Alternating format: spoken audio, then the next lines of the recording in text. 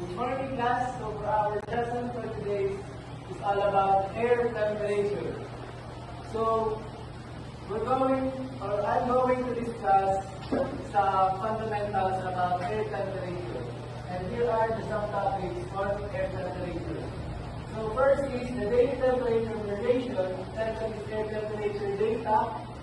The third is the air temperature and human comfort. And the last one is the measuring air temperature.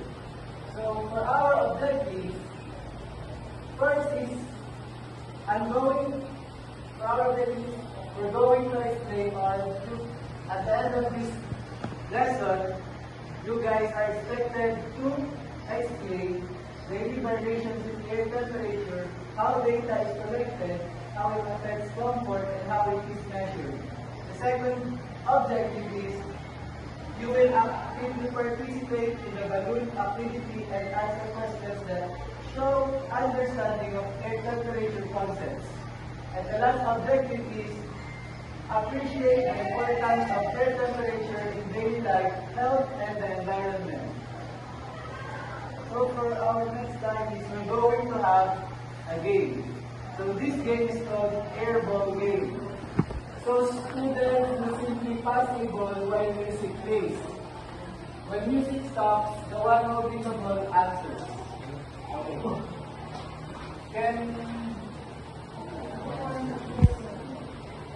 Okay, class, please form one big circle.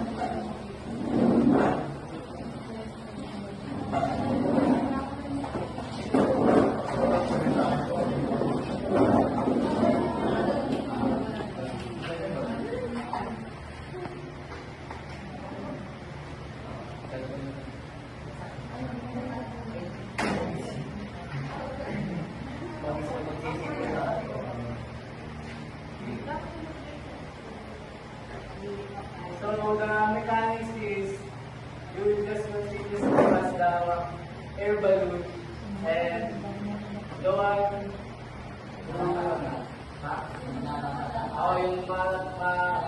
yung pag-i-stop ko yung music, kayo sasagot yung tanong. And yung may makakasagot naman is may reward na.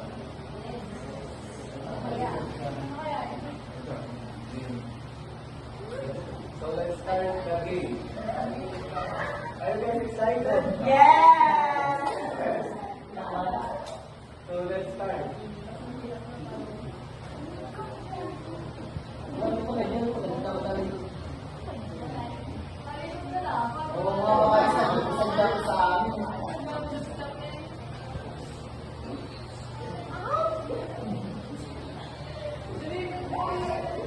Stop! So, this time is actividad. So, for our first question, what is the main source of Earth's heat? Yes, very good. Thank you for that. Next is good.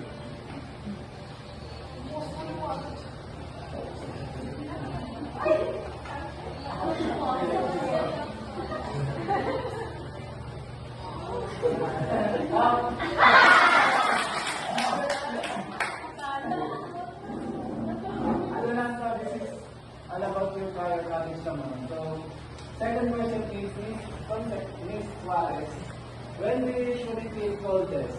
In a day? When do you usually feel coldest in a day? Morning, noon, or evening? We usually feel the coldest day in the evening. Right. Okay, let's continue the game.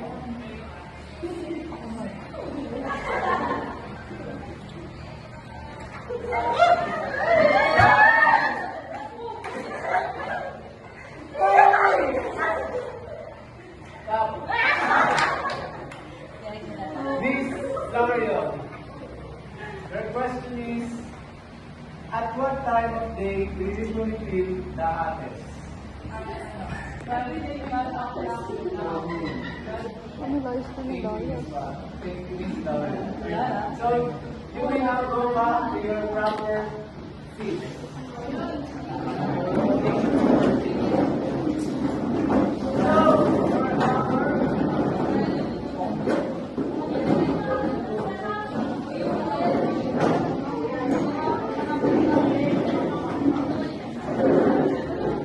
Okay, last is stay silent.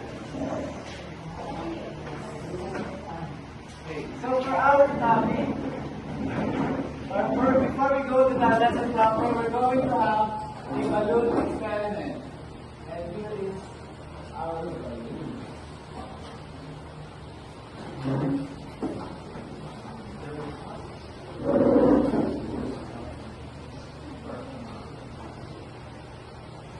So, balloon experiment is the teacher will show two balloons, one with warm water and one with cold water. So, students or some of you will touch or observe and describe the difference. And the purpose of this balloon experiment is to relate balloon temperature to air temperature changes during the day and night. So, any volunteers? Two volunteers. Two volunteers.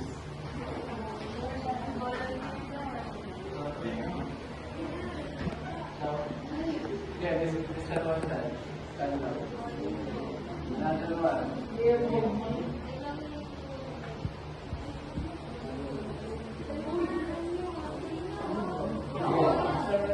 Oh, my God. Okay, Mr. Bondat, please come forward. And I want you to touch the difference between the blue one and the blue one and the red one. So, ano yung observe mo dito sa blue? Lester, harap.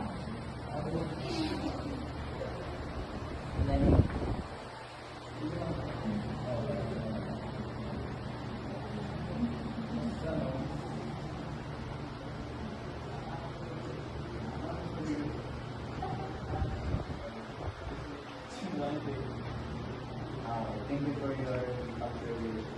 How about the Mr. Mendez?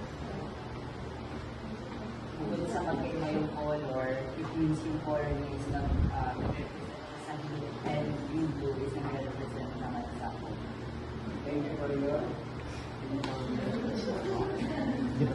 So, thank you for your observation, Mr. Mendez and Mr. Bonday. So, these two balloons represent different type of temperature, which is this one is the cold one and this red one is the hot one. So in this balloon, I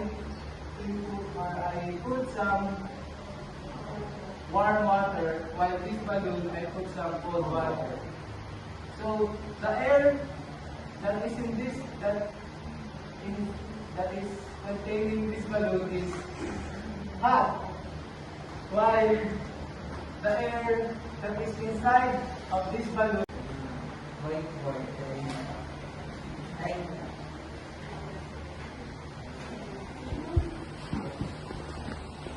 so to compute the daily range is you just have to know the hottest degree Celsius and the coldest degree Celsius. For example, the hottest is the 32 degree Celsius, and the coldest is the hottest. And the coldest is, for example, 29 degree Celsius. So we just have to do subtraction. So 32 minus 29. So 3. So the daily range is 3 degrees Celsius. This is 3 degree, and this is the daily range. While computing the mean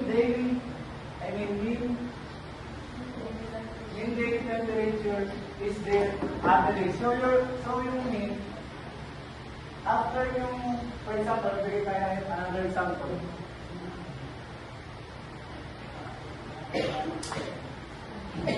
For example, 34 degree, ito yung hottest. Tapos yung coldest ay 22 degrees Celsius. Dito, yung minus lang din natin siya.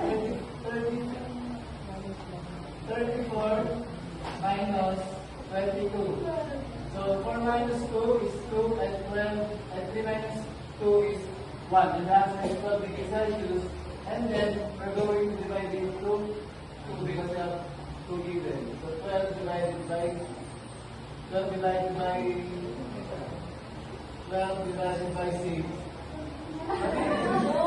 Tama ka ito.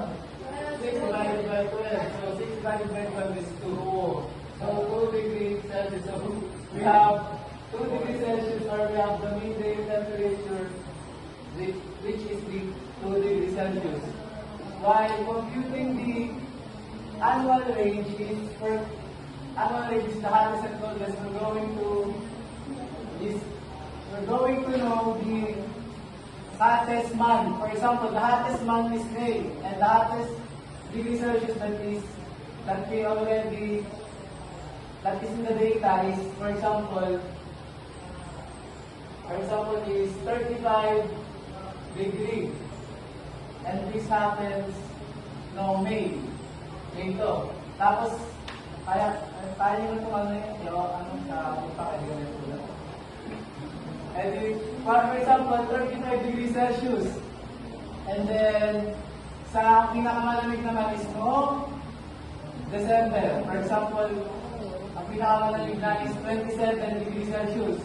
So para malaman niyo yung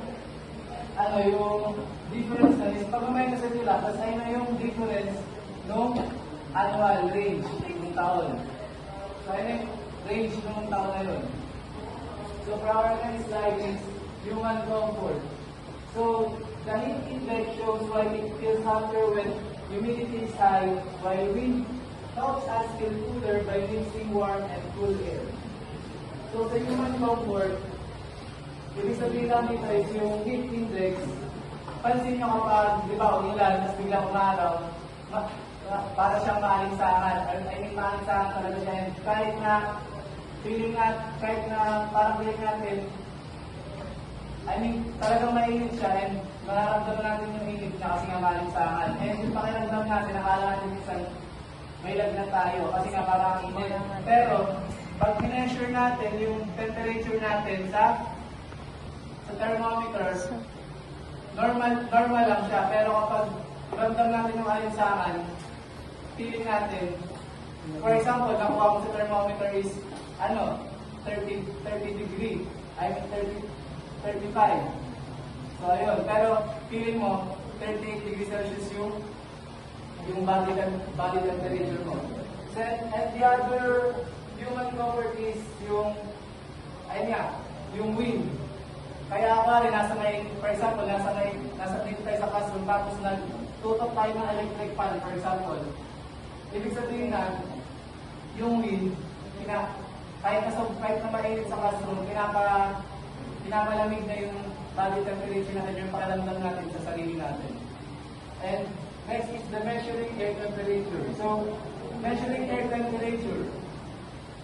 For accuracy, we use thermometers, and thermometers must be placed in shaded, well-ventilated areas about 1.5 to 2 meters above ground, not in direct sunlight. And thermometers, para malaman natin yung pagpapabody temperature natin. So for our generalization question, why is it important to measure air temperature accuracy? Anyone?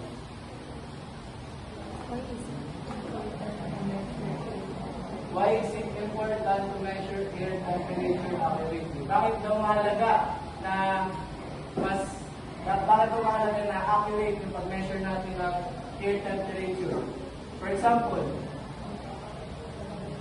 sa sa mga outdoor activities natin, indoor activities na gagawin. Miss Daniela.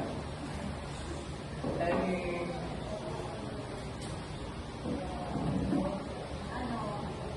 Important to measure the temperature activity. Get temperature activity. Kasi, for example, sobrang init sa labas, tapos hindi ko naman try siya ma-measure by yourself, di ba?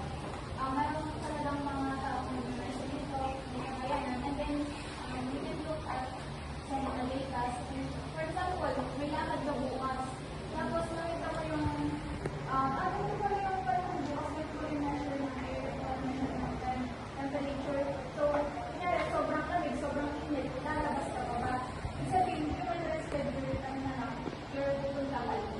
Ganun. Para for yourself din, syempre, pwede kang magkasakit, pwede kang heat stroke, or pwede naman sobrang maging malamig. Thank you for your very wonderful answer. So, tama yung sinabi niya, pero kaya nga, kailangan natin or mahalaga na measure natin yung temperature or yung air temperature para tama, Mr. Uno. Makapag-adjust tayo kung may gagawin tayo outdoor activity na dapat na init or outdoor activity na dapat na lamig. Or safety na rin natin. Yes, Mr. Lorio. I Miss Lorio. Miss Lorio. Miss Lorio. Nakita ko po, sabi daw, yun-measure dapat accurate ang measure ng air temperature kasi doon nababata yung mga scientists na pagpipili ng weather pattern. So kung mali siya, possible, mali ang prediction nila para bukas, mali din na kunwari na schedule ka na bukas lakad mo ital-ulan lang pala kasi naging mali yung measure nila. Kaya, Thank you for your answer, Miss Lorio. So for our next slide is your homework. So for your homework, you're going to write 3 sentences about how temperature affects your daily life. Only 3 sentences. So examples, paano ito nakakapit sa clothing, sa activities nyo, and sa comfort. That will be your homework class. Okay? Any questions? Any questions?